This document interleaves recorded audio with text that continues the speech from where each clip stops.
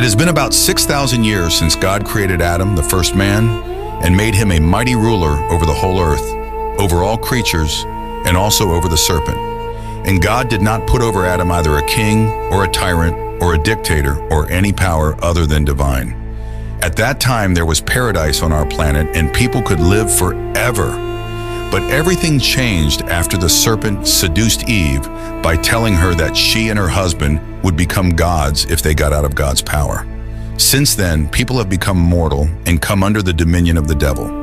War, famine, death, and hell entered the world. But God has always freed people from the slavery of Satan. 1,600 years have passed and humanity has become completely corrupted. Then God sent a flood and cleansed the earth from evil. This worldwide catastrophe happened approximately 4,400 years ago. All the evil people who followed the devil and the fallen angels perished. Righteous Noah and his family survived. Under the authority of God, they built an ark in which they survived the planetary collapse. After the flood, people multiplied and again fell under the rule of the king, tyrant, and dictator Nimrod, who united them to build the Tower of Babel.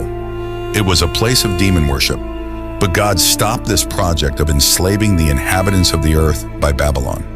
He mixed languages, giving people many dialects, and settled them around the planet so that they would be free and inhabit the earth in a variety of nations and peoples. Further, out of all nations, God chose a people for himself, and also did not give them either kings or usurpers. When they fell into Egyptian slavery, God performed the well-known historical Exodus Passover, and brought the Jews out from under the oppression of Pharaoh and his gods.